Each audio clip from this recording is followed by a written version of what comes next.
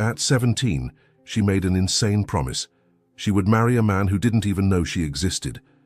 Mia Carter was in the audience when she saw Liam Sterling for the first time, a powerful CEO, 15 years older, commanding the stage like he owned the world. In that moment, something inside her awakened. 8 years have passed.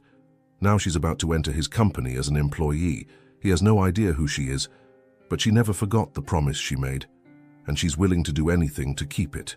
If this story has already sparked your curiosity, please give it a like, subscribe to the channel, and tell us in the comments, where are you listening to this story from?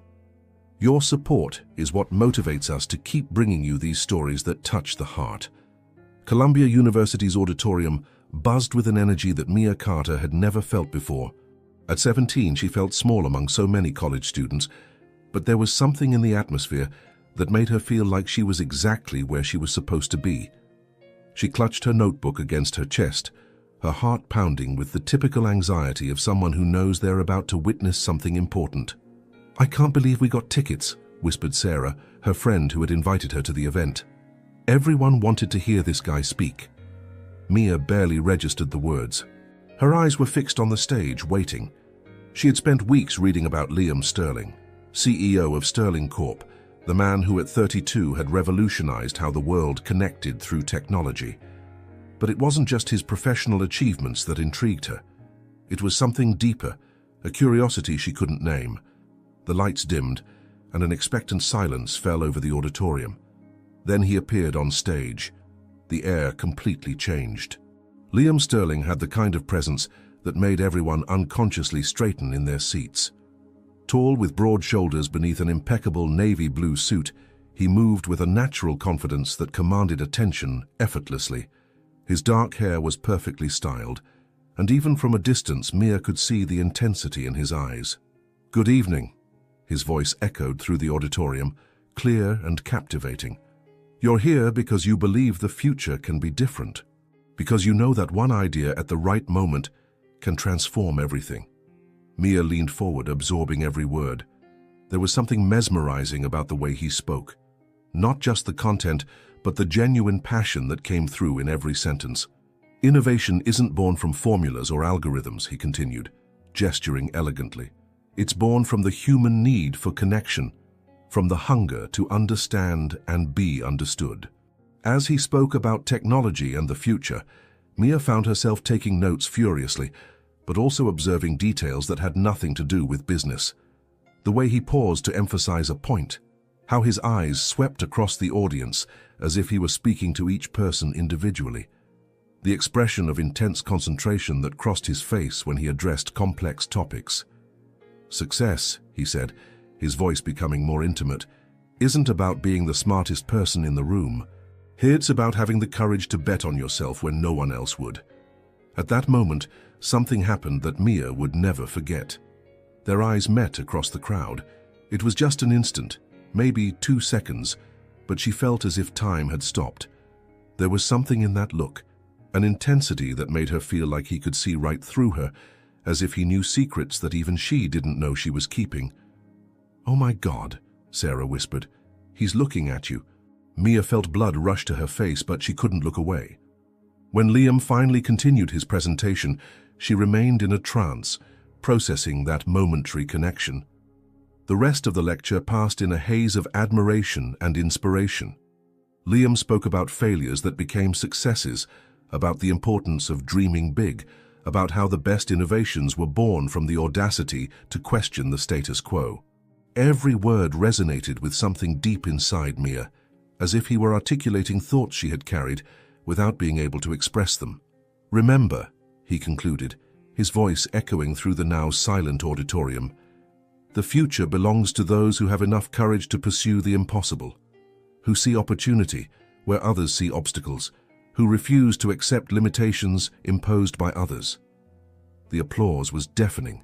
Students stood up, shouting and whistling, but Mia remained seated for a moment, absorbing everything she had just heard. Something fundamental had changed inside her that night. It wasn't just professional admiration or academic inspiration. It was a silent promise she made to herself. "What an incredible speech," Sarah commented as the crowd began to disperse. "You look different. Mia turned to her friend, and there was a new determination in her eyes, a resolution that surprised even herself. "Sarah," she said, her voice low but firm, "I'm going to marry him." "What?" Sarah laughed, thinking it was some teenage joke. "Mia, he's a CEO, he must be 30. But Mia wasn't joking. Her hand instinctively went to her purse, where she kept some business cards she had made with her savings, an investment in her future that her parents considered an unnecessary extravagance. Elegant black cards with silver lettering, "Mia Carter, future innovator." "I'm going to talk to him," she announced, standing up with a determination that surprised her. "Mia, you can't!" Sarah grabbed her arm. "You can't just approach Liam Sterling." But Mia was already moving through the crowd, her heart racing not with nervousness, but with absolute certainty that she needed to do this. She didn't have an elaborate plan, just the conviction that this moment wouldn't happen again. Backstage was full of important people, journalists, professors, executives, all wanting a few minutes with the speaker. Mia stayed in the shadows, watching, waiting for the right moment. Her teenage height made her look even younger among all those adults, but her determination kept her steady. Finally, when the crowd dispersed a bit, she approached. "Mr. Sterling?" Her voice came out clearer than she expected. He turned, and again she felt that electric connection. Up close, he was even more impressive, not just because of his height and presence, but because of the details she hadn't noticed from a distance. The way his eyebrows arched slightly when he was thinking, the small lines around his eyes that suggested he smiled frequently, the subtle masculine scent that emanated from him. "Yes?" He smiled, and it was a genuine smile that lit up his entire face. With slightly trembling hands, she extended one of the black cards. "I just wanted you to know that today you changed my perspective on what's possible," she said, her words flowing more naturally than expected. "And someday, when I become the innovator I intend to be, I'll work alongside you." He took the card, and when their fingers briefly touched, Mia felt an electric current run up her arm. Liam examined the card with genuine interest, then looked back at her. "Future innovator," he read aloud, an amused smile playing at the corners of his mouth. "That's quite ambitious." "Ambition is just the first step," she replied, echoing one of the concepts he had presented. "A very wise man told me that today." Liam laughed, a rich, genuine sound that made Mia's stomach flutter in a strange way. "Touché," he said, studying her face with attention that made her feel like she was the only person in the world. "How old are you?" 17, she answered honestly. "But age has never been a barrier for those with a clear vision of the future." 17, he repeated thoughtfully, and Mia saw something pass through his eyes, maybe surprise, maybe amusement, maybe something she was still too young to fully understand. "You have your whole life ahead of you to conquer the world." "And I will conquer it," she said with a conviction that surprised her, "starting by making you remember me." For a long moment, they looked at each other in silence. There was something in that moment, a mutual understanding that transcended the difference in age and experience. Then he carefully slid the card into the inner pocket of his jacket. "Mia Carter," he said, as if testing the sound of her name on his tongue. "I'll keep this. Promise?" The question came out before she could censor herself. Their eyes met again, and this time there was something different in his look, an intensity that made her heart race in a completely new way. "I never break a promise," he said quietly. And then, before she could respond, he was surrounded again by admirers. But Mia stood there, watching him walk away, knowing with every fiber of her being that this hadn't been just a casual conversation. It had been the beginning of something that would define the rest of her life. As she walked back to where Sarah was waiting for her, a single crystal-clear certainty formed in her mind. She would see him again. And when that happened, she would be impossible to forget. The promise had been made, not just to him, but to herself. 8 years had transformed Mia Carter into everything she had promised to become, and more. At 25, she stood before the imposing glass facade of Sterling Corp., her reflection multiplying infinitely on the mirrored surface. The girl who once nervously clutched a notebook had vanished, replaced by a woman who commanded attention effortlessly. Long auburn hair that caught the morning light, curves that filled her tailored navy blue dress perfectly, and eyes that carried the kind of intelligence that could stop conversations mid-sentence. But beneath the confident facade, her heart hammered against her ribs with the same intensity she had felt 8 years ago. "You've got this, Mia," she whispered to herself, adjusting the strap of her leather portfolio. Inside were her credentials: MIT graduate, summa cum laude, 3 revolutionary patents in digital connectivity, and a recommendation letter that had made Sterling Corp's HR department call her within hours. She had engineered every step that led to this moment. The lobby was a cathedral of modern architecture, high ceilings, marble floors that echoed every footstep, and that same electric feeling she remembered from the auditorium. Employees moved through the space with purpose, their conversations creating a symphony of ambition that made her skin tingle with anticipation. "Mia Carter," a pleasant voice interrupted her observations. A woman in her 30s approached, perfectly polished and professional. "I'm Jennifer from HR.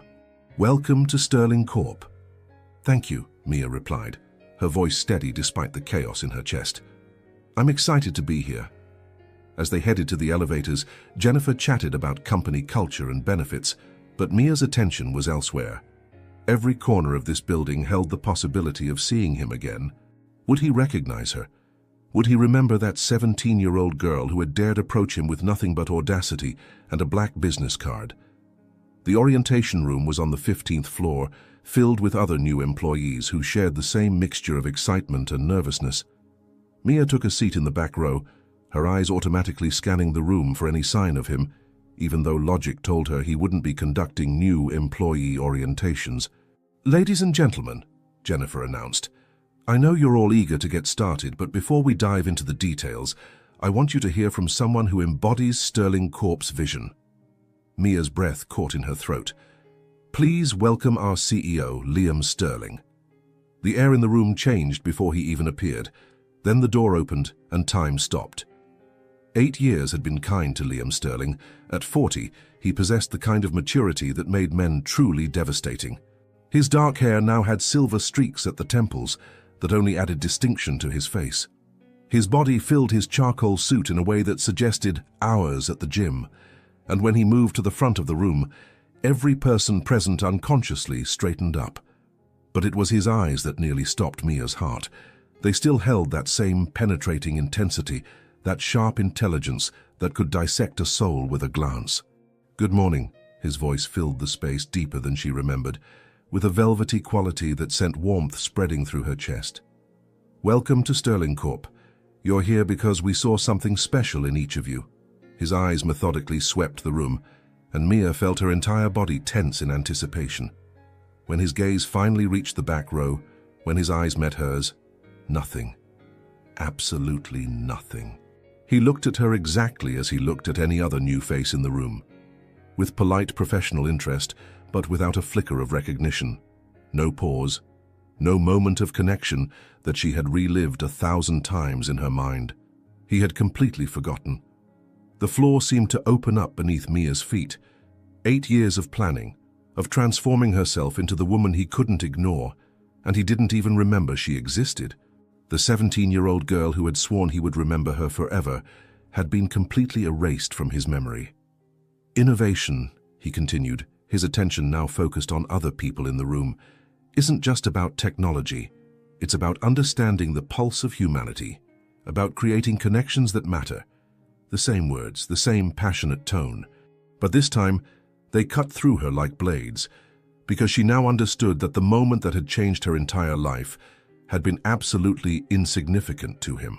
"Each of you was chosen because you possess something unique," he said, gesturing with the same elegant hands she had observed obsessively, "because we see in you the potential to redefine what's possible."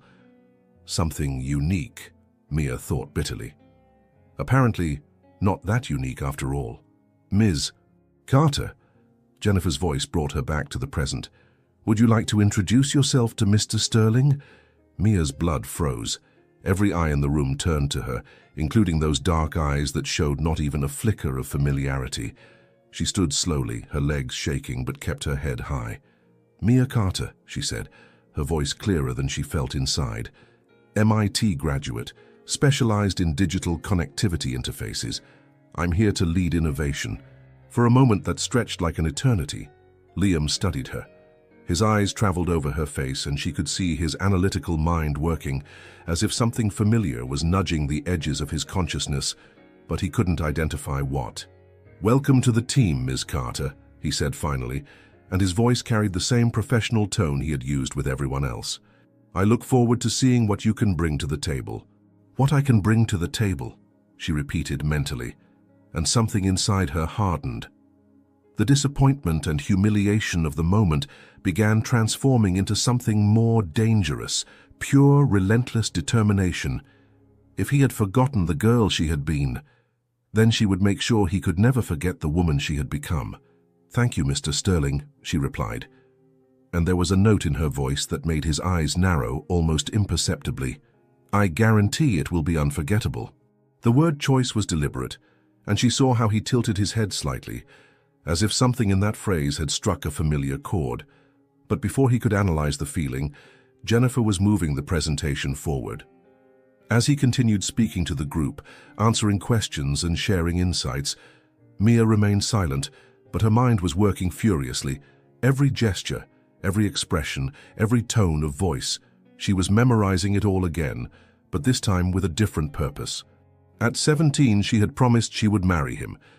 Now at 25, with her heart broken but her pride intact, she made a new promise. If Liam Sterling had forgotten who she was, she would make sure he could never forget her again, no matter what it took, no matter how long it would take. The war had just begun, and this time she was no longer a naive teenager with impossible dreams. She was a woman with the skills, intelligence, and determination to get anything she wanted. And she wanted him, more than ever. When the orientation session ended and Liam headed for the door, he stopped for a moment, his eyes meeting hers one last time. This time she didn't look away. She stared right back at him, letting him see the intensity in her eyes, the silent promise she was making. Something passed across his face, confusion perhaps, or recognition that there was more to this new employee than met the eye. But then he was gone, leaving only the echo of his masculine scent, and Mia's absolute certainty that their paths would cross again very soon. And when they did, she would be ready. The conference room on the 22nd floor of Sterling Corp was a temple of glass and steel, where the company's brightest minds gathered to shape the future. Mia adjusted her black silk blouse, feeling the smooth texture against her skin as she organized her notes. 3 weeks had passed since orientation, 3 weeks of silent observation, of learning the company's rhythms, of preparing for this exact moment. Sterling Corp's monthly brainstorming meeting was legendary. It was where ideas were born and died, where careers were built or destroyed in a matter of minutes. And most importantly, it was where Liam Sterling would be present, personally evaluating each proposal. "Nervous?" asked Marcus, a teammate, sliding into the chair next to her. He was smart, ambitious, and had made his interest in Mia clear since her first day. "Your first presentation to the big boss." "Prepared," she corrected, and there was a confidence in her voice that made Marcus reconsider the casual comment he was about to make. The door opened, and Liam entered the room like a force of nature. Today he wore a charcoal grey suit that molded perfectly to his athletic body, the dark blue tie making his eyes seem even more penetrating. His hair was slightly disheveled, as if he had run his fingers through it while analyzing reports, and there was something about that calculated imperfection that made Mia's pulse quicken. "Good morning," his voice filled the space, and immediately all side conversations ceased. "I hope you're bringing something game-changing today. The competition isn't sleeping." His eyes swept the table, pausing briefly on Mia before moving on. No recognition, just the same polite professional interest. But she noticed how his fingers drummed once on the table when he looked at her. An unconscious tick that suggested something about her presence made him slightly uneasy. The first presentations were solid, but predictable. Incremental improvements to existing systems, interface optimizations, market analyses that said nothing new. Liam listened politely, asked sharp questions that left some presenters sweating, but Mia could tell from his body language that nothing had captured his real attention. "Next," he said, his eyes meeting hers. "Ms. Carter, I believe." "Yes, sir." Mia stood with fluid grace, her heels echoing against the floor as she moved to the front of the room. She had chosen every piece of her outfit carefully: the black blouse that highlighted her green eyes, the pencil skirt that accentuated her curves without being inappropriate for the professional setting, the subtle perfume that left a trail when she moved. "No slides today?" Liam asked, an eyebrow arching slightly when she didn't head to the computer. "It's not for this," Mia replied, and there was something in her voice, a controlled intimacy, that made everyone in the room lean forward without realizing it. "Because what I'm going to propose can't be captured in charts or numbers. It has to be felt." His eyes narrowed slightly, and she saw the exact moment when his complete attention focused on her. It was like being caught in a spotlight, intense and a little dangerous. "Continue," he said, and his voice had lost its casual tone. Now there was real expectation there. Mia took a deep breath, letting a moment of silence build, creating tension. "How many of you felt truly connected to someone yesterday?" The question caught everyone off guard. Glances were exchanged around the table. "I'm talking about real connection," she continued, walking slowly around the table, her movements deliberate and mesmerizing. "Not text messages, not likes on posts, not rushed video calls. I'm talking about the moment when you look into someone's eyes and feel like your soul is being seen." Liam had leaned back in his chair, but his posture was tense, like a predator watching potential prey. His eyes followed her every movement. "We live in the age of hyperconnectivity," Mia said, stopping directly in front of him, her hands resting on the table. "But we've never been so profoundly lonely. We have thousands of digital connections, but how many soul connections? And your proposal is—" Liam's voice was low, controlled, but there was an intensity behind it that sent warmth spreading through Mia's chest. "Digital intimacy," she said, and the way she pronounced the words, slowly savoring each syllable, made something pass through his eyes. "A platform that doesn't just connect people, but creates true emotional intimacy through technology." "Intimacy," he repeated, and there was something in the way his tongue formed the word that made Mia's stomach tighten. "Define that." She smiled, a smile that had layers of meaning. The ability to be completely vulnerable with someone and feel safe doing it. The feeling that someone truly understands who you are beyond the masks we wear every day. "And how exactly do you propose to commoditize that?" There was a challenge in his voice now, but also genuine curiosity. "Through empathy algorithms," Mia replied, and now she was clearly in her element. "AI that learns not just what you say, but how you feel when you say it, that recognizes emotional patterns, that identifies when you're hiding pain behind a smile, when you're desperately needing someone who will truly listen." She saw when it clicked for him. The moment when he realized this wasn't just a product idea, it was something deeply personal, something that came from a place of true human need. "Empathy as a service," she said softly, and the words seemed to float in the air between them. "Because at the end of the day, Mr. Sterling, we're not in the technology business. We're in the business of making people feel less alone in the world." The silence in the room was absolute. Other employees looked between Mia and Liam like tennis match spectators, feeling the tension in the air, but not fully understanding its nature. Liam leaned forward slowly, his eyes never leaving hers.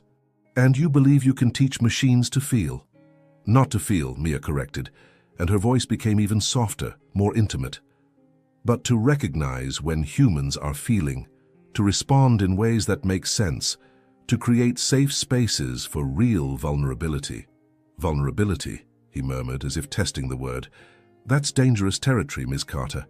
"All the best innovations are," she replied, and there was a double meaning in her words that didn't go unnoticed. "The question is, do you have enough courage to explore it?" For a moment that seemed to stretch forever, they looked at each other across the table. There was something happening here, something that transcended normal professional dynamics. Others in the room could feel it, an electricity, a tension that made the air seem charged. "Interesting," Liam said finally, and his voice was huskier than before. "Very provocative." The word choice made Mia's heart race. There were layers of meaning there, messages being communicated through subtext that only the two of them fully understood. "Provocative is the goal," she replied, a smile playing at the corners of her mouth. After all, if we're not provoking reactions, we're not really connecting. And what about technical viability? Marcus interrupted, clearly sensing he was missing something important in the dynamic between them.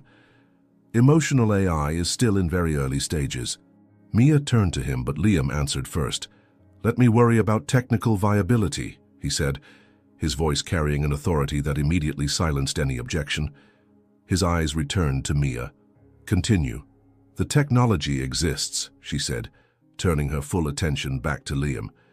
"Emotional pattern recognition, real-time sentiment analysis, adaptive interfaces that respond to the user's emotional state. What's missing is the vision to put them together meaningfully. And you have that vision." There was a challenge in his question, but also something more. A personal curiosity that went beyond professional interest. "I live that vision every day," she replied, and for the first time she allowed real vulnerability to show in her voice. "Because I know what it's like to be in a room full of people and feel completely invisible. I know what it's like to have something important to say and feel like no one is really listening." Something passed across Liam's face. Recognition, perhaps, or empathy. For a moment, his defenses seemed to lower slightly. "We all know that," he said softly, and there was an intimacy in his voice that made everyone in the room feel like intruders in a private conversation. "Exactly," Mia whispered. "What if we could change that? What if we could create technology that truly saw people, that made them feel heard, understood, valued?" "That would be..." He paused, searching for the right word. "Revolutionary," she completed. "Dangerous," he corrected, but there was admiration in his voice. "Because once you teach people to expect true intimacy, they never settle for superficial connections again." Their eyes met again, and this time there was something different in how he looked at her. No longer polite professional interest, but something deeper, more personal. "Maybe it's time people stopped settling," she said, and though she was talking about technology, both understood that the conversation had transcended professional boundaries long ago. Liam leaned back in his chair, his fingers interlaced as he studied her. "Project approved," he said finally, "but with conditions." Mia's heart leaped. "What conditions?" "Direct supervision, weekly reports, and..." He paused, his eyes narrowing slightly. "Complete transparency about your methods and motivations." There was something in the way he said motivations that made Mia understand he suspected there was more behind her proposal than pure professional interest. "Complete transparency," she agreed, and there was a challenge in her voice. "As long as it works both ways." A smile, small but real, touched the corners of his mouth. "We'll see just how far your audacity really goes, Ms. Carter." And as the meeting dissolved around them, as other employees left the room commenting on the presentation, Liam and Mia remained looking at each other, both understanding that something fundamental had changed. The war had transformed into something more complex, more dangerous, and neither was sure who was hunting whom. The message appeared on Mia's screen at 6:47 p.m. on a Friday. "My office, now. LS."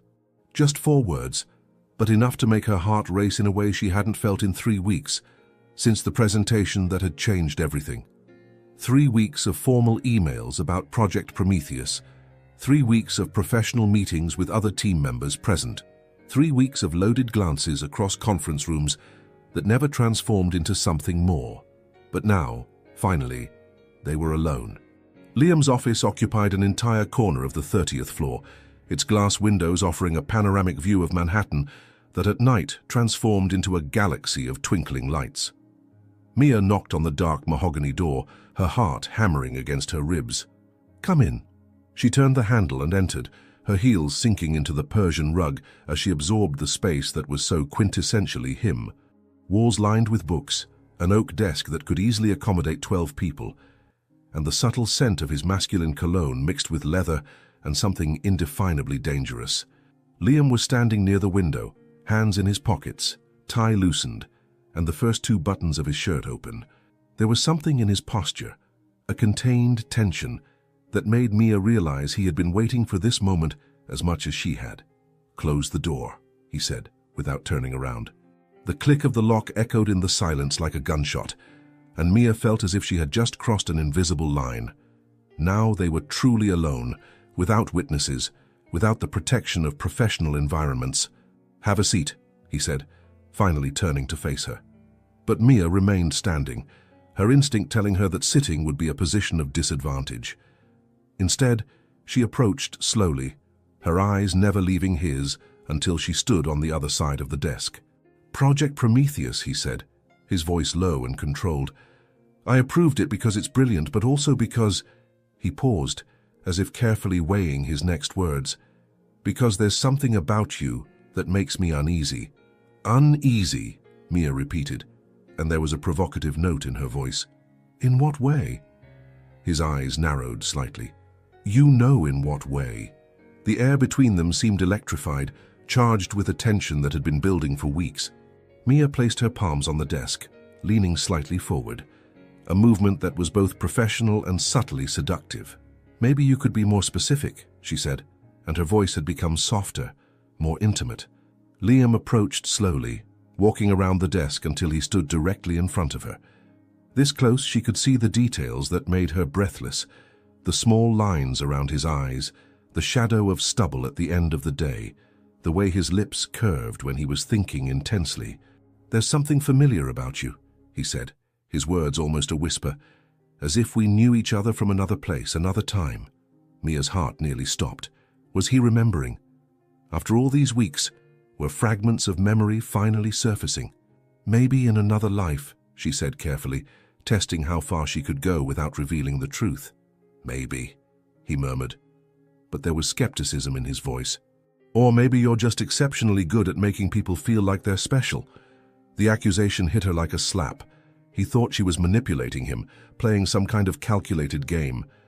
And while technically he wasn't wrong, the cold way he said it made her feel as if she had been stripped naked and judged. "Is that what you think of me?" she asked, her voice carrying a real vulnerability that surprised her. "That I'm some kind of manipulator?" Something passed through his eyes, surprise perhaps at the honesty in her voice. "I don't know what to think of you," he admitted, "and that puts me at a disadvantage." "Good," she said, recovering her confidence, "because advantage is overrated." A smile, small but genuine, touched the corners of his mouth. "You're dangerous, Mia Carter." The way he said her name, slowly, savoring each syllable, sent warmth spreading through her entire body. "Dangerous how?" "The kind that makes smart men make stupid decisions," he replied, moving even closer. Now they were so close she could feel the heat emanating from his body, could see how his breathing had become slightly faster. The desk was behind her, effectively trapping her, but she didn't feel cornered. She felt excited. "And what kind of stupid decisions are you considering?" she asked, her voice little more than a whisper. Instead of answering with words, he slowly extended his hand, his fingers brushing her face with a lightness that made her shiver. The touch was electric, sending waves of heat through every nerve ending. "This one," he murmured, his voice hoarse. For a moment they remained frozen like that, his hand caressing her face, their eyes connected in an intensity that made the air around them seem charged. Mia could feel her own pulse racing, could see the conflict in his eyes between what he wanted and what he knew he should do.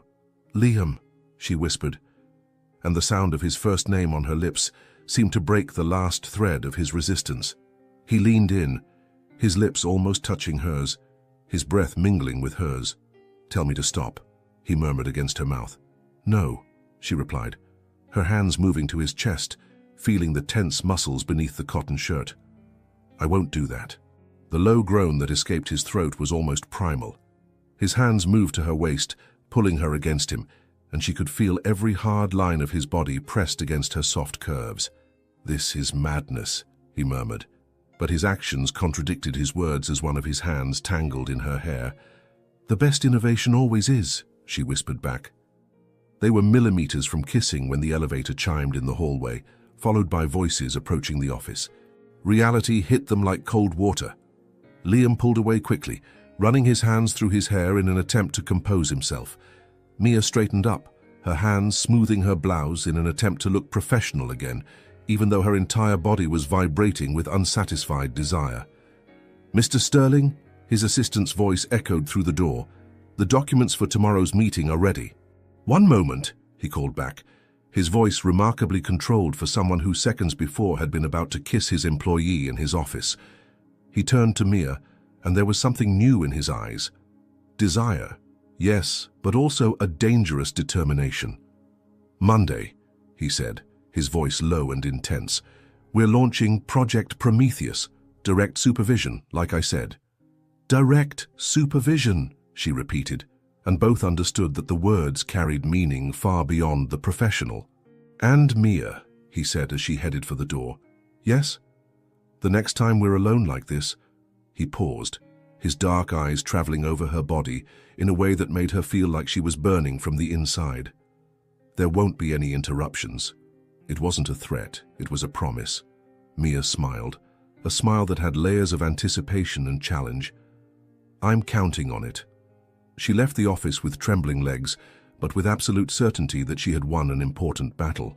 Liam Sterling had finally shown his cards, had admitted that she affected him in ways that went far beyond the professional. Now the only question was, who would surrender first to the fire burning between them? And as she waited for the elevator, Mia touched her lips, still feeling the ghost of the almost kiss that had changed everything. Monday couldn't come soon enough. The game had officially begun, and this time both knew exactly what was at stake. Project Prometheus's development room had become the stage for a dangerous dance.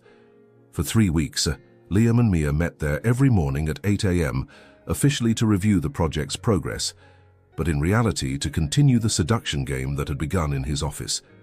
It was a Tuesday when the tension finally reached its breaking point. Mia arrived at the room wearing a grey knit dress that hugged every curve of her body like a second skin, her hair loose and falling in waves over her shoulders. She knew exactly the effect it would have.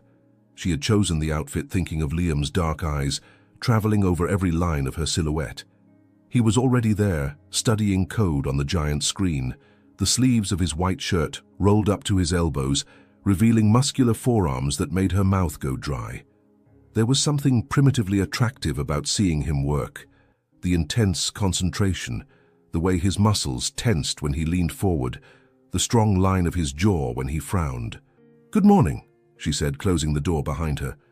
He turned and she saw the exact moment when his eyes registered her dress, the way his breathing became slightly faster. "Mia." His voice was rougher than normal. She approached the work table, very aware of how her heels echoed in the silence, of how he followed every movement with eyes that seemed to devour every inch of her. "How are the emotional recognition algorithms?" she asked, leaning against the table next to him, close enough for him to smell her perfume. "Problematic," he replied, but his attention was clearly divided between the screen and her proximity. "The patterns aren't aligning as they should." Mia leaned over him to get a better look at the screen, her arm brushing against his, her hair sweeping across his shoulder. She felt how he stiffened at the touch, how his breathing became irregular. "Here," she said softly, her finger tracing lines of code on the screen, very aware of how her breasts pressed against his arm. "The problem is in how we're interpreting micro-expressions. It needs to be more intuitive."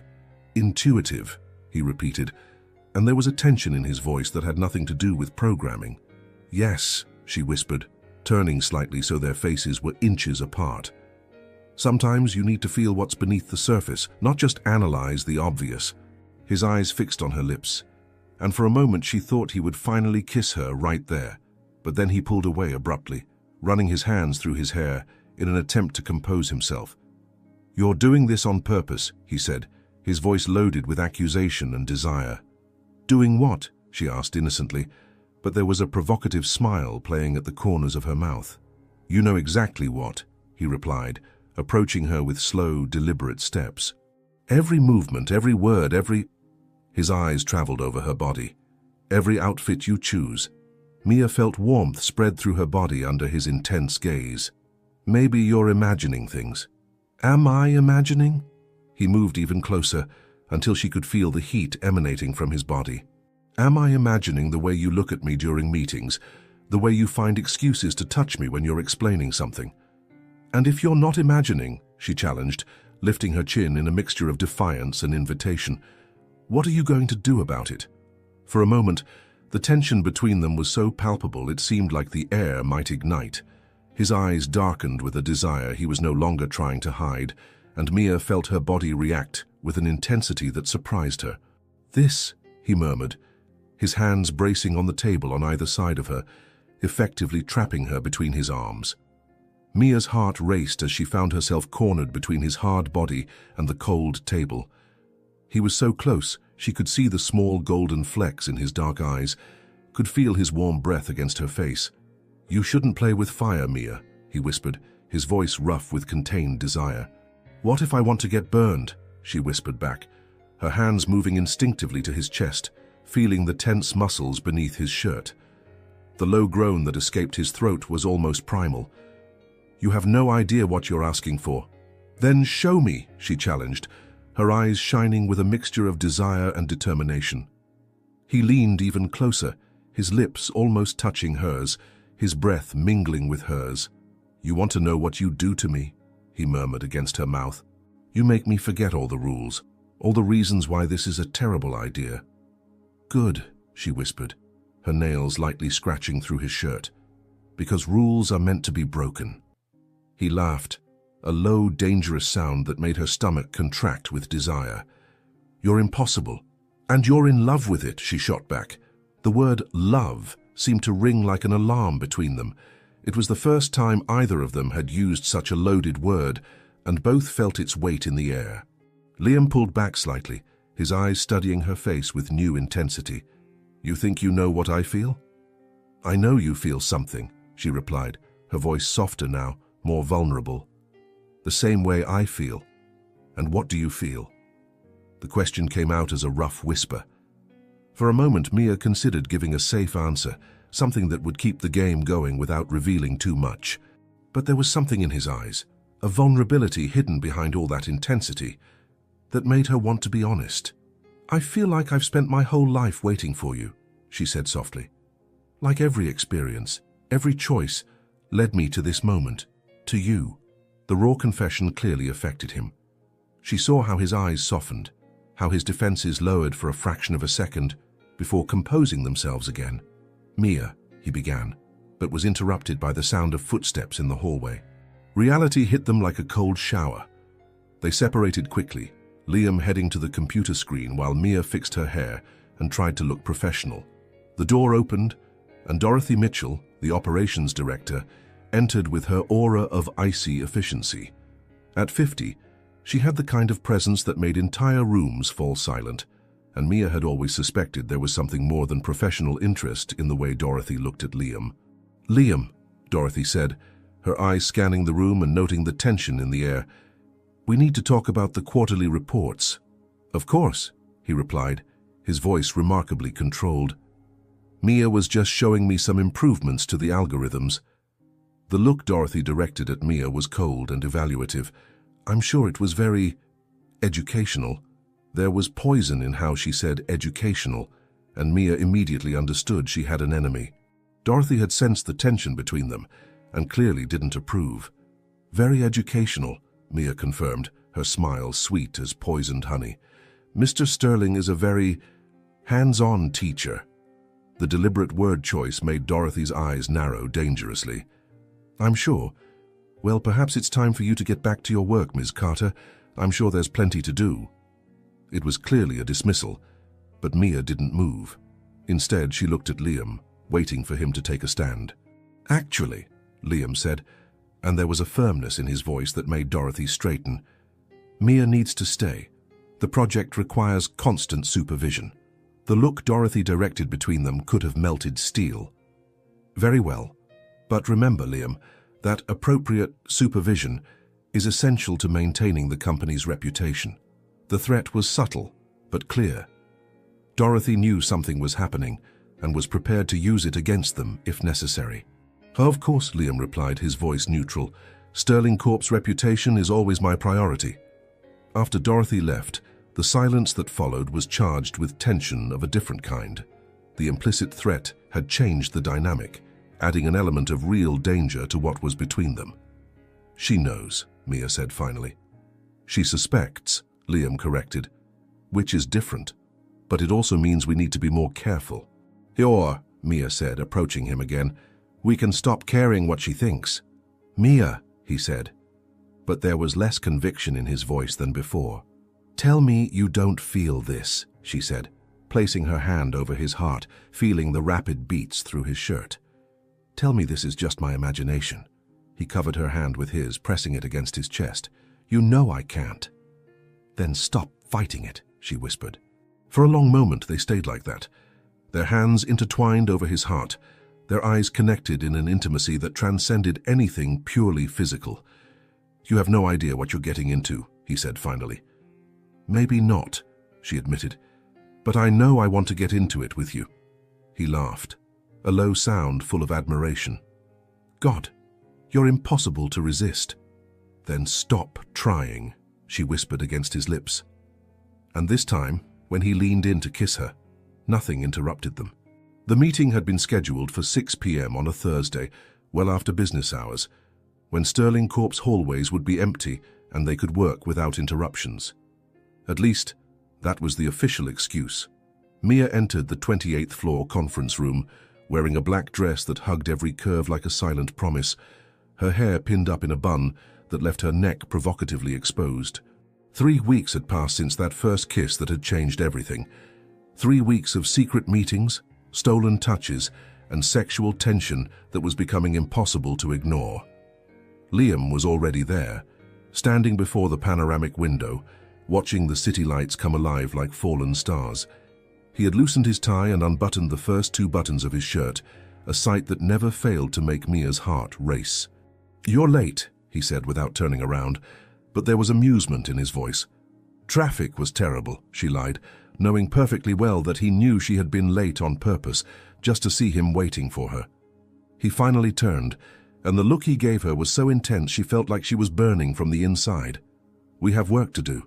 "Of course," she agreed, approaching the table where documents were scattered, but her eyes never left his. "The project is progressing well." "It is," he said, but his attention was clearly elsewhere, on the way she moved, the curve of her lips, the subtle perfume she wore just for him. For an hour, they tried to maintain the professional facade, reviewing code and discussing improvements to the algorithms.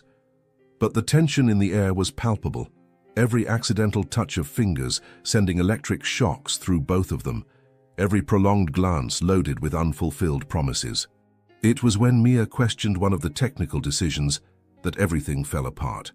"I don't understand why you're insisting on this approach," she said, her professional frustration mixing with the sexual tension that had been building for weeks. "The project is lacking soul." Liam stiffened, his eyes narrowing. "Lacking soul?" "Yes," she insisted, standing up from her chair, her emotions finally overflowing.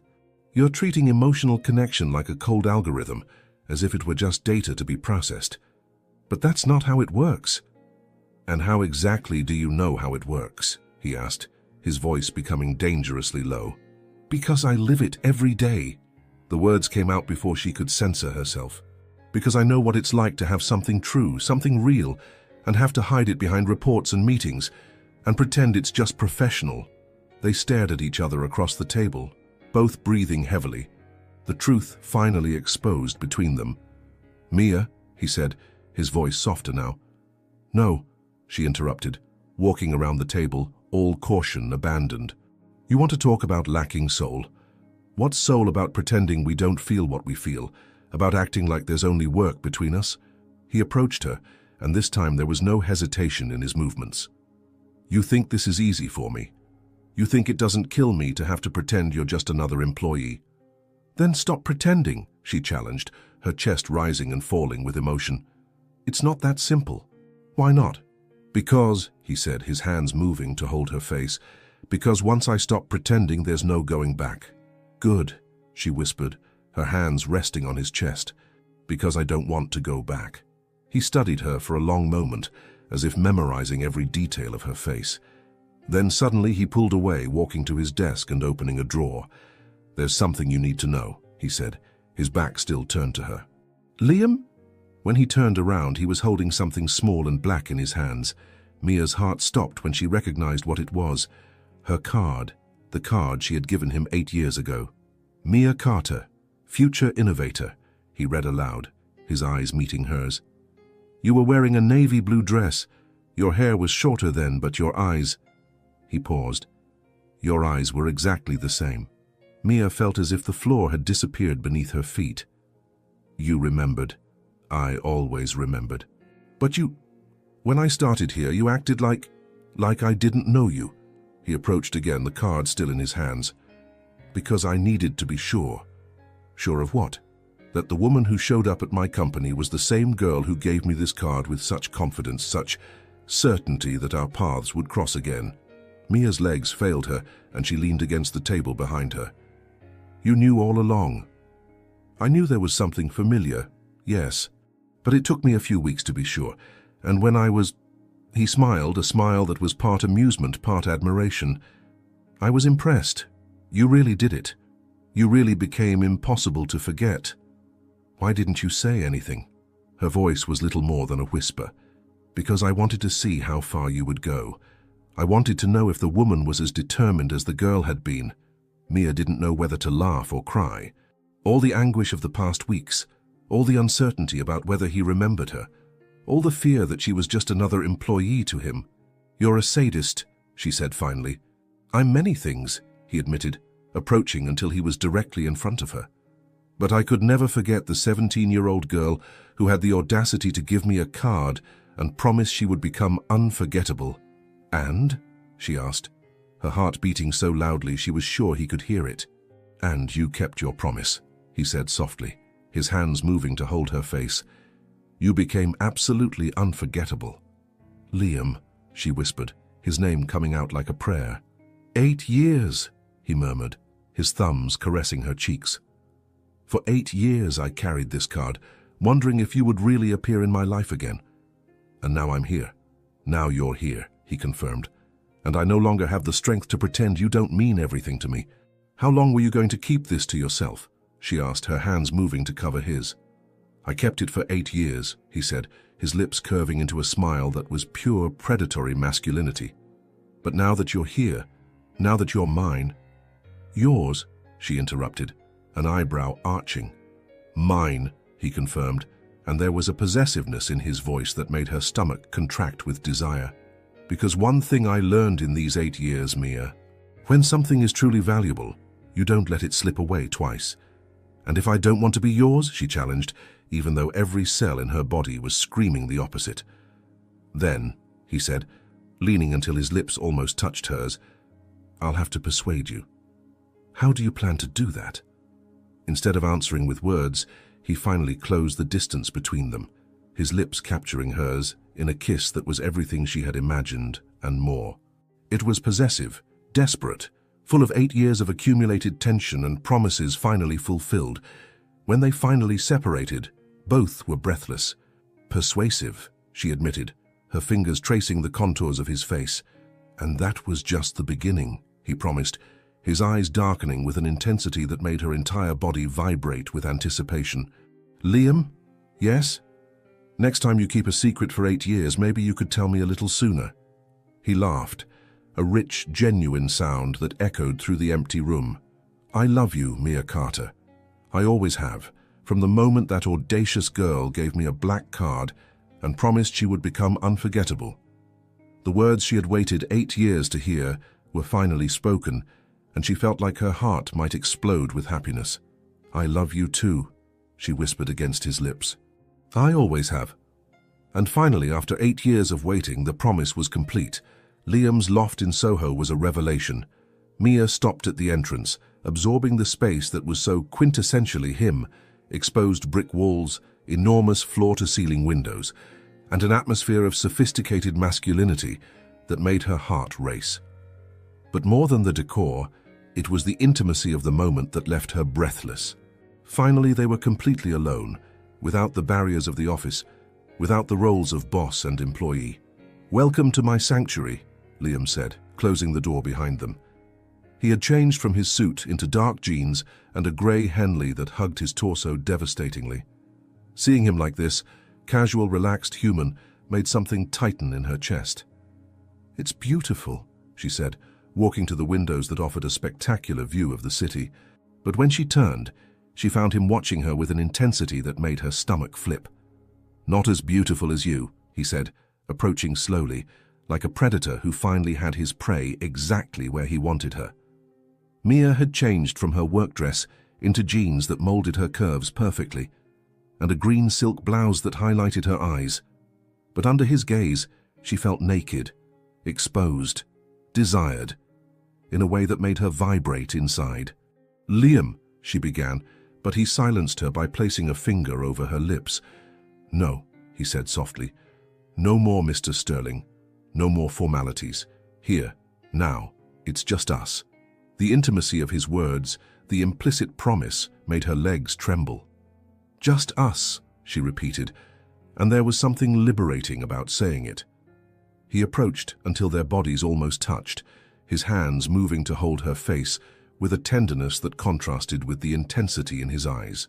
"Do you know how long I've dreamed of this? Having you here without interruptions, without the need to pretend." "How long?" she whispered, her hands resting on his chest, feeling the tense muscles beneath the soft shirt. "Since that night, 8 years ago, when a 17-year-old girl had the audacity to tell me she would be unforgettable." His words hit her like a physical caress. "And now?" "Now," he murmured, leaning until his lips almost touched hers. "I'm going to show you exactly how unforgettable you've become." The kiss was different from all they had shared before. Unhurried, without fear of being interrupted, it was a slow and devastating exploration that made every nerve ending in Mia awaken. Her hands tangled in his hair as he deepened the kiss, his tongue dancing with hers in a symphony of desire that left her dizzy. "God, Mia," he groaned against her lips, his hands sliding down the curve of her back, pulling her closer. "You have no idea what you do to me." "Then show me," she whispered, her nails lightly scratching through his shirt, feeling him shiver under her touch. With a fluid movement, he lifted her in his arms and she wrapped her legs around his waist, laughing softly at the feeling of safety and excitement it gave her. He carried her to the leather sofa, placing her gently, but his eyes never left hers. "Are you sure?" he asked, his hands caressing her face with a tenderness that almost made her cry. "Because once we cross this line, there's no going back," she completed, echoing the words he had said weeks ago. "I know, and I want to cross this line with you." Something passed through his eyes. Relief, desire, love, all mixed in an intensity that made her feel like she was drowning in him. "I love you," he said, the words coming out like a rough confession. "I love your brilliant mind, your impossible determination, the way you challenge everything around you." "I love you too," she replied, pulling him down until he was braced above her, the weight of his body a delicious promise. "I always have." What followed was a symphony of touches, whispers, and discoveries. Liam worshipped her with a reverence that made her feel precious, his hands and mouth exploring every inch of skin as if it were sacred territory. When he finally possessed her completely, Mia felt like she was being recreated, every cell in her body vibrating at a frequency she didn't know existed. Later, when they were entwined on the sofa, breathing still irregular, Mia traced lazy circles on his bare chest, marveling at the reality of finally being there, skin against skin, heart against heart. "What are you thinking about?" Liam asked, his voice hoarse from the love they had just made. "How surreal this is," she admitted. "Part of me still can't believe this is real." He laughed softly, the sound vibrating through his chest. "Believe it. Very real. And I'm not going to let you forget it." To prove his point, he pulled her up, kissing her with renewed passion that made her melt against him. "You're dangerous," she whispered against his lips. "Why?" "Because you make me want things I didn't even know I wanted." "Like what?" She braced herself on her elbows, studying his face in the golden light of dusk. "Like a future. Like mornings waking up next to you. Like—" she hesitated. "Like what?" he insisted gently. "Like a life that's ours, not just stolen in moments between meetings." His expression softened and he caressed her face with a tenderness that made her want to cry. "Mia, you don't have to say anything now," she interrupted. "I know it's complicated. I know there are consequences." "Dorothy," he said, the name coming out like a curse. "Dorothy," she confirmed, "and the company, and people who will say I got my position by sleeping with the boss." You know that's not true. I know, but others don't. They fell silent for a moment, the weight of reality seeping into their perfect bubble. Then Liam sat up, pulling her into his lap.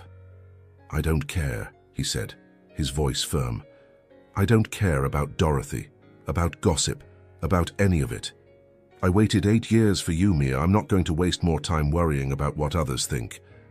Liam, no, he interrupted her. Listen, you transformed my company, my life, my entire world. And if some people have a problem with that, it's their problem, not ours. The conviction in his voice made her believe, at least in that moment, that maybe it was possible. That maybe they could have this real, true love without hiding. What if we're wrong? She asked, her greatest vulnerability finally exposed. He held her face in his hands, forcing her to look into his eyes. What if we're right? What if this is exactly what we were both looking for without knowing it? The possibility filled her with hope so intense it hurt. Do you really believe that? I believe in you, he said simply. I believe in us. She kissed him then, pouring all her love, all her hope, all her fear into that kiss. When they separated, both were breathless again.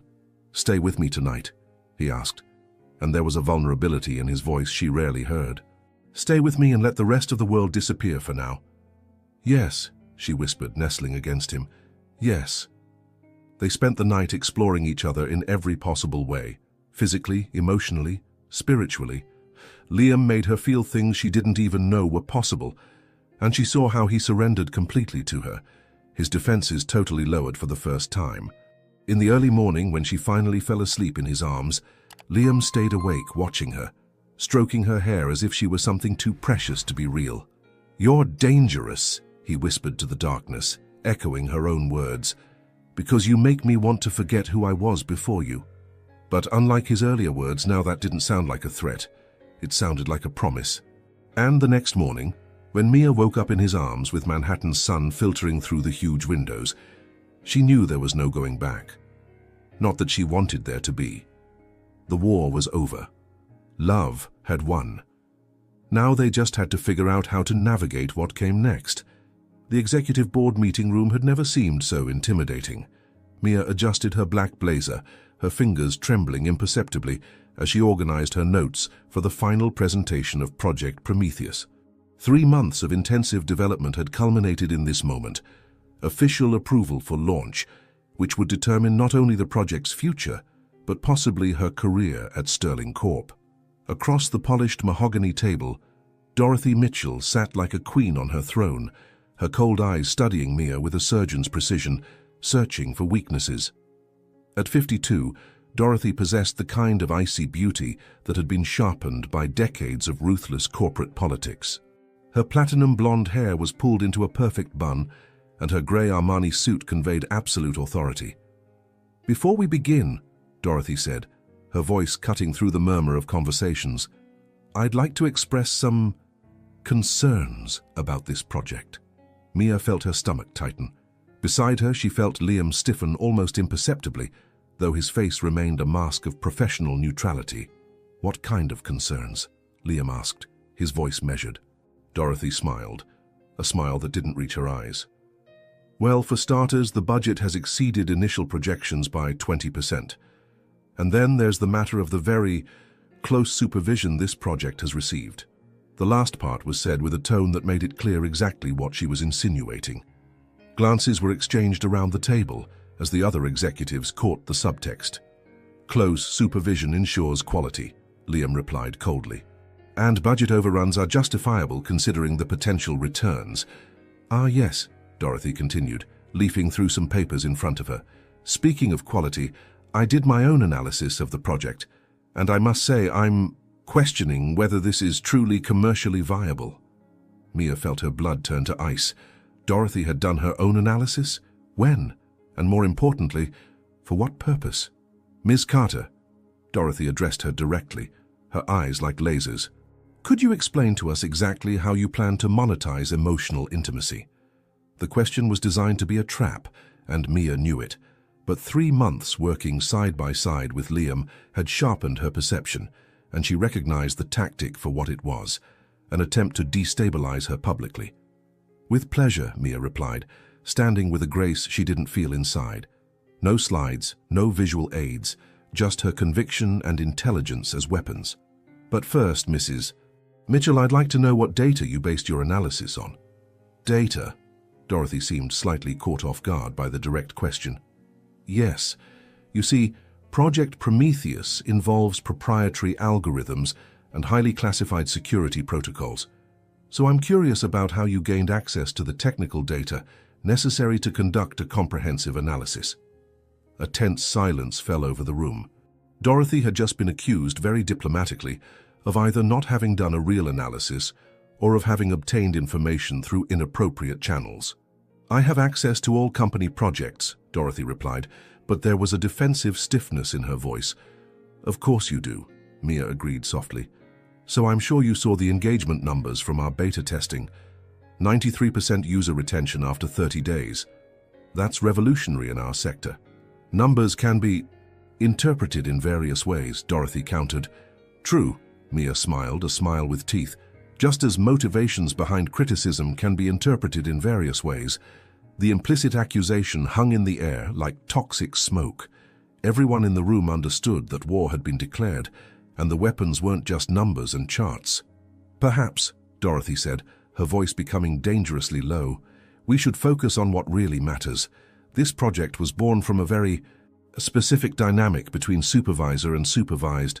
This raises questions about objectivity and appropriate decision-making." The silence that followed was deafening. Dorothy had played her most powerful card, the open insinuation about the relationship between Mia and Liam. Mia felt like she'd been punched in the stomach, but forced herself to maintain composure. From the corner of her eye, she saw Liam stiffen, his hands clenching into fists on the table. "Mrs. Mitchell," Mia said, her voice clear as cut crystal, "if you have specific accusations to make about inappropriate professional conduct, I suggest you make them formally through appropriate channels. Otherwise, I suggest we keep our discussion focused on the project's merits." "Oh, but the merits are intrinsically linked to the process, aren't they?" Dorothy pressed. "How can we be sure decisions were based on pure merit when there are complicating factors involved?" It was Liam who finally spoke, his voice sharp as a blade. "Dorothy, if you have something specific to say, say it. Otherwise, I suggest you allow Ms. Carter to present her work." "My work," Mia said, her voice gaining strength, "speaks for itself.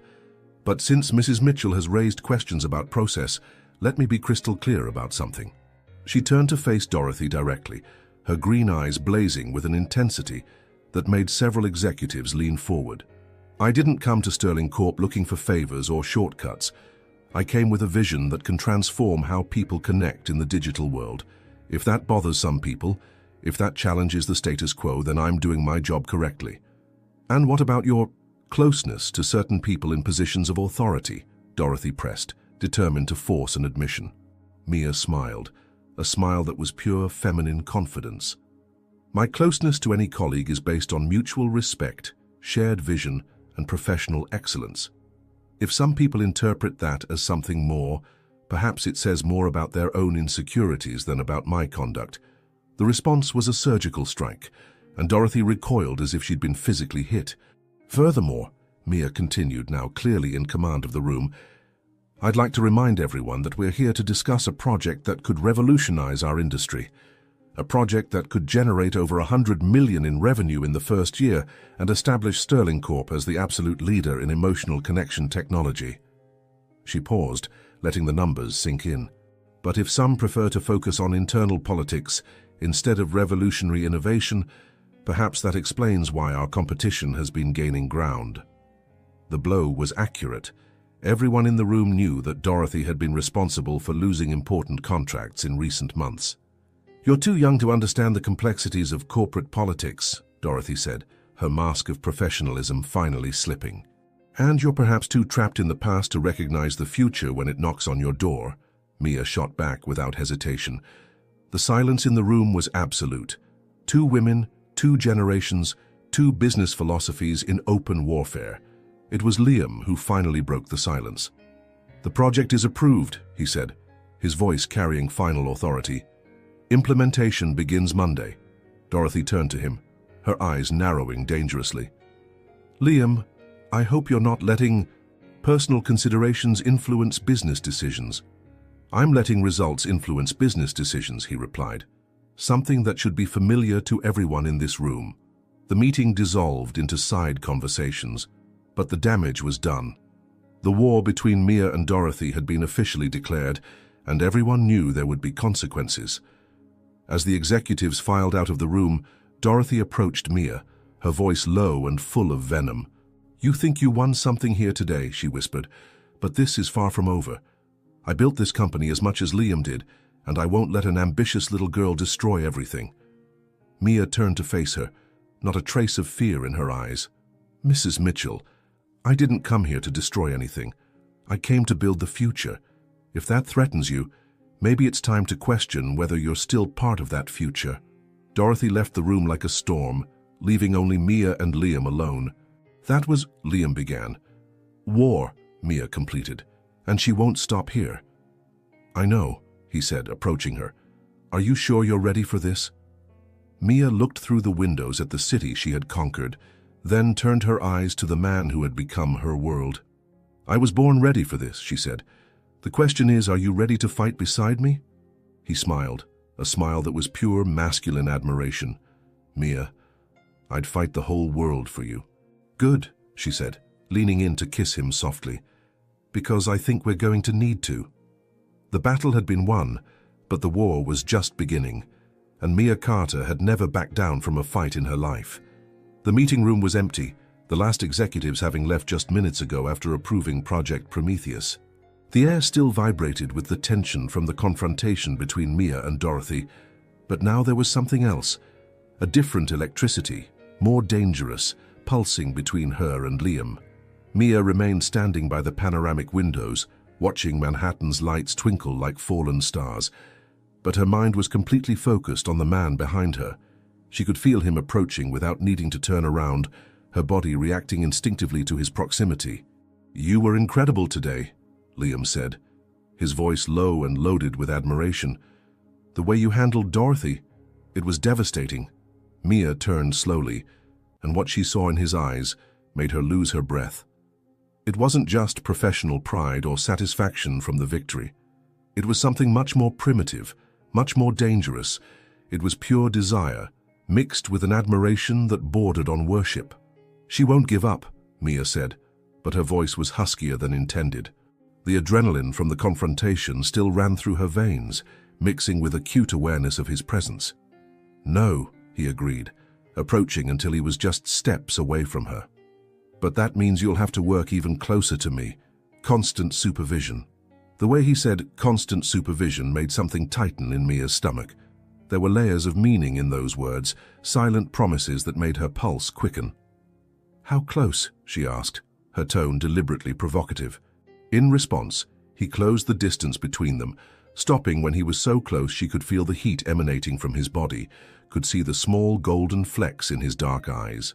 Close enough for me to protect you, he said, his voice dropping to a rough whisper. Close enough that no one will question why I spend so much time making sure you're safe. Safe, she repeated, and there was a note of challenge in her voice. I don't feel the least bit safe when I'm near you. Why? His eyes darkened with an intensity that made her tremble. Because you make me want to break all the rules, she admitted, her words little more than a whisper. What rules? He moved even closer, until their bodies almost touched. The ones that say we shouldn't mix business with pleasure, the ones that say this is dangerous, the ones that say we could lose everything. What if I told you I don't care about the rules? His hands moved to hold her face, thumbs caressing her cheeks with a tenderness that contrasted with the intensity in his eyes. Then I'd say you're a very dangerous man, Liam Sterling. And you? He leaned in until his lips almost touched hers. Do you care about the rules? Instead of answering with words, Mia rose on her tiptoes, eliminating the last distance between them. What rules? She whispered against his lips. The groan that escaped his throat was purely masculine, full of need and approval. His hands moved from her face to her waist, pulling her against him with an urgency that spoke of weeks of forced restraint. You won today, he murmured, his lips brushing against her ear. "You were magnificent, powerful, absolutely devastating, and I've never wanted you more in my life." His words sent waves of heat through her body. "Liam, do you have any idea how hard it was to sit at that table, watching you destroy Dorothy with pure intelligence and strength, and not be able to touch you?" His voice was loaded with a sexual tension that made her feel like she was on fire. "Then touch me now," she challenged, her hands moving to his tie, slowly loosening it. "Mia," he said, but there was less resistance in his voice than before. "We're in the office. Someone might... The meeting's over. Everyone's gone. Dorothy left furious and won't be back today." Her hands moved to the buttons of his shirt. "And I want you now, here." The raw confession seemed to break his last thread of resistance. With a quick movement, he lifted her and placed her on the mahogany table, positioning himself between her legs. "You're going to be my ruin," he murmured against her lips. "And you're going to be mine," she replied, pulling him into a kiss that was anything but gentle. It was pure hunger. Weeks of tension, stolen touches, glances loaded with promises finally exploded in a passion that consumed them completely. Her hands were in his hair, undoing his professional styling, while his explored every curve of her body through the silk of her blouse. "You're addictive," he groaned against her neck, his teeth gently nibbling the sensitive skin. "Since that first presentation, you're all I can think about." "Good," she gasped when he found a particularly sensitive spot, "because you consume me completely." He pulled back slightly to look into her eyes, and what she saw there made her shiver. It wasn't just desire. It was possessiveness, admiration, and something that looked suspiciously like worship. "Do you know what you did to me today?" he asked, his hands holding her face. "Watching you face Dorothy, seeing you be so powerful, so brilliant." "What did I do?" she whispered. "Made me fall in love with you even more. Made me realize that I don't just desire you, I admire you, I respect you. I love you in a way I never thought was possible." His words hit her like a wave, and she felt tears sting her eyes. "Liam." "No," he interrupted gently. "Let me say this. You're not just the woman I love. You're my equal, my partner, the person who makes me want to be better." "You're perfect as you are," she said, her hands caressing his face. "No," he smiled, "but with you I can be." He kissed her again, and this time it was different. It wasn't just passion, it was promise. It was commitment. It was the physical expression of feelings that went beyond words. When they finally separated, both were breathless, their foreheads touching. "This is madness," she whispered. "Probably," he agreed. "Dorothy will use this against us if she finds out." "Let her try," Mia said, and there was fierce determination in her voice. "I won't hide anymore. I won't pretend you don't mean everything to me." "Everything?" He raised an eyebrow. "Everything," she confirmed without hesitation. "You're my obsession, my inspiration, my ruin and my salvation, all at the same time." "God, I love you," he murmured, kissing her again with a tenderness that contrasted with the passion of moments before. "And I love you," she replied. "More than I should. More than is safe. More than is sensible." "Then we're both crazy," he said, smiling against her lips. "Apparently," she laughed softly. They remained like that for a long moment, absorbing the magnitude of what had just happened. It wasn't just about the kiss, or about finally admitting their feelings openly. It was about the conscious decision to stop hiding, to stop pretending that what was between them was just professional. "What do we do now?" she asked finally. "Now," he said, helping her down from the table, "we go home. Together. And tomorrow, we face whatever comes." "Together," she repeated, and there was something powerful in the simple word. "Together," he confirmed, intertwining his fingers with hers. As they left the meeting room hand in hand, Mia knew they had crossed a line from which there was no return. Dorothy Mitchell had declared war, and now Liam and she had given her the perfect ammunition. But looking at the man beside her, seeing the determination in his eyes, Mia felt only one thing: hope. Because if they were going to face a storm, at least they would face it together. And together they were invincible. The war was far from over, but the most important battle had already been won. the battle for each other's hearts. Monday arrived like an inevitable storm.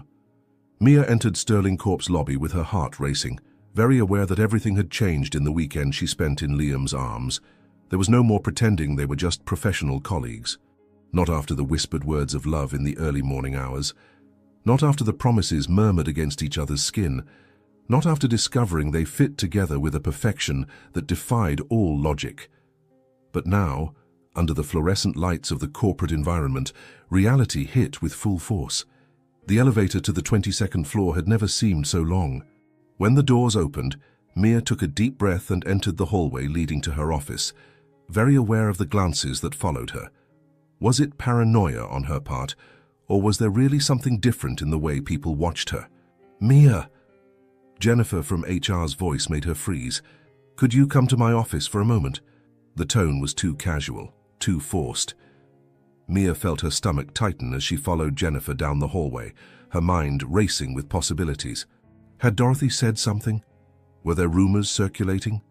Jennifer's office was small but efficient, with plants trying to soften the cold corporate atmosphere. Jennifer closed the door behind them, and Mia immediately knew she was in trouble. "Please have a seat," Jennifer said, her voice losing all feigned cordiality.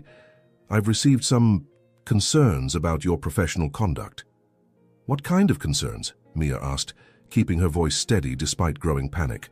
"Inappropriate relationships with superiors, using personal influence to advance professionally, conflicts of interest that could compromise the company's integrity." Each accusation fell like a hammer blow. Dorothy had struck, and struck fast. "May I know who made these accusations?" Mia asked. "That's not relevant," Jennifer replied, but the flush in her cheeks betrayed that she was uncomfortable with the situation. "What's relevant is that the company has very clear policies about relationships between employees at different hierarchical levels." "And if I said these accusations are unfounded?" Jennifer sighed. "Mia, you're a talented employee. No one is questioning your abilities, but the appearance of impropriety can be as damaging as actual impropriety." The appearance of impropriety. Mia almost laughed at the irony. If Jennifer only knew how far from mere appearance they had gone. "What exactly are you suggesting? That you be more discreet in your professional interactions, avoid unnecessary meetings in private settings, keep communications strictly by email when possible. You understand?" Mia understood perfectly. It was a veiled warning to stay away from Liam, to cut the ties that had become the most important thing in her life. "And if I refuse to alter my professional conduct based on unfounded gossip?" Mia asked, her tone gaining a dangerous edge. Jennifer studied her for a long moment.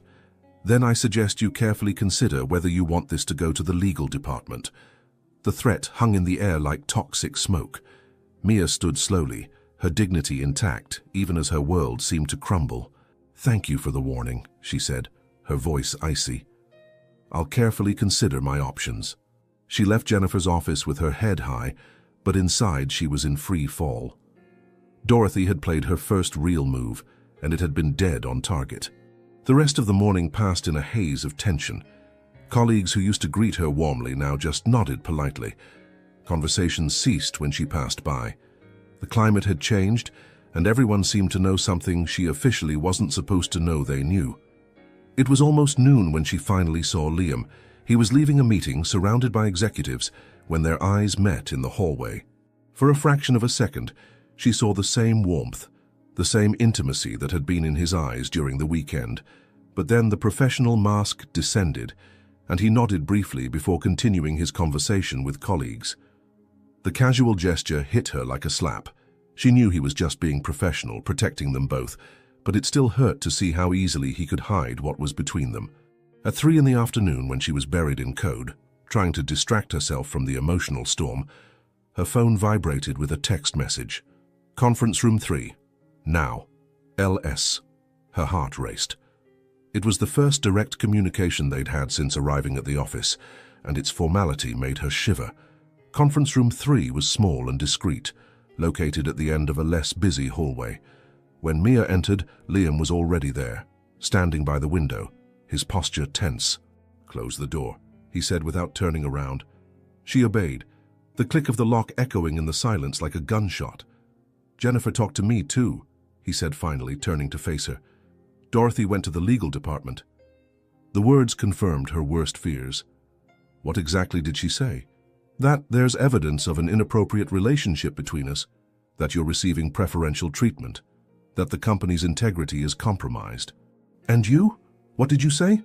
Liam ran his hands through his hair, a gesture she had learned to recognize as a sign of extreme stress. I denied any professional impropriety, said your qualifications speak for themselves, and that any success you've had was based on pure merit. That's all? He looked at her for a long moment, and she saw the internal struggle in his eyes. What else could I say, Mia? That they're right? That I'm in love with my employee and it's compromised my professional judgment? The raw way he said it made her recoil as if she'd been physically hit. Is your professional judgment compromised? Not about your work, he said quickly. Never about your work. You're brilliant, talented, deserve every opportunity you've had. But can I honestly say my decisions about the project weren't influenced by my feelings for you? Can I swear that every extra meeting, every individual supervision session was purely professional? The silence that followed was deafening. They both knew the answer. So what do we do? She asked finally, her voice small. Liam approached her, and when he spoke, his voice was loaded with pain. Maybe we need to step back, professionally, create some distance until things calm down. Distance, she repeated, and the word sounded like a death sentence. Not forever, he said quickly, his hands moving as if wanting to touch her, but stopping in the air between them. Just until we can figure out a way to make this work without destroying our careers. And if we can't figure it out? The question hung in the air between them like a guillotine. Liam looked at her for a long moment, and she saw her own pain reflected in his eyes. Then we'll have to make a choice, he said softly. Between work and us. Mia felt as if the floor had disappeared beneath her feet. She had fought her entire life to get where she was, had sacrificed relationships, social opportunities, pieces of herself to build her career, and now she was being forced to choose between that career and the man she loved. This isn't fair, she whispered. No, he agreed, and there was cold anger in his voice. It's not. But Dorothy made sure we don't have a choice. So she won. She won this battle, Liam corrected, approaching until he stood directly in front of her. But not the war. How can you be so sure? Instead of answering with words, he finally gave in to impulse and touched her, his hands holding her face with a tenderness that contrasted with the tension in the air. Because I'm not giving up on you, he said, his voice rough with emotion. I may have to be more careful, more strategic, but I'm not giving up on us. Liam, no, he interrupted her, his thumbs caressing her cheeks. You changed my life, Mia. You made me feel things I didn't know were possible. And if Dorothy thinks she can use corporate politics to separate us, she doesn't know me as well as she thinks. The conviction in his voice made her believe, at least for a moment, that maybe there was a way out. What if we have to choose? She asked. His eyes darkened with an intensity that made her shiver. Then we choose each other. You would leave Sterling Corp? I'd leave anything for you, he said without hesitation. The question is, would you? Mia looked at the man who had become her entire world, weighing the question that would define the rest of her life. Her career, her dreams, her ambition, everything she had fought for, hung in the balance. But when she looked into his eyes, when she felt the love radiating from him in almost tangible waves, she knew the answer had been obvious from the beginning. Yes, she whispered, I'd leave everything for you. The relief that passed across his face was almost palpable. He kissed her then, soft and sweet, a kiss that was more promise than passion. It won't come to that, he murmured against her lips. I'll find a way to protect us. Both of us. How? He smiled, and there was something dangerous in that smile. Leave that to me. Dorothy may have won this round, but the game is far from over. As they left the room separately, Mia, 5 minutes later, she wondered if she was being naive to believe there was a happy ending to their situation. But when she returned to work, trying to maintain normalcy while her world fell apart, a new message appeared on her screen. Tonight, my apartment. We have a lot to discuss. And Mia, wear something that can easily be removed. L. Despite all the tension, despite all the problems, she smiled. The war might just be beginning, but at least they would face it together. And together, they were a force that Dorothy Mitchell had yet to learn to fear. But she would learn soon enough. Sometimes the most impossible promises are the ones that shape our destiny. Mia had sworn at 17 that she would marry a man who didn't even know she existed. 8 years later, she had not only won his heart, but discovered that true love doesn't follow schedules or corporate rules. She discovered that when two souls recognize each other, neither time nor obstacles can separate them. Because in the end, it's not dreams that transform us, it's the courage to pursue them even when the whole world says it's impossible. And perhaps deep down, this story also speaks about the most courageous version of ourselves, the one that dares to promise the impossible and then moves mountains to fulfill it. If this story touched you, please give it a like, subscribe to the channel, and tell us, where are you listening to this message from? Your support is what allows us to continue bringing stories that touch the heart and awaken the courage to dream big.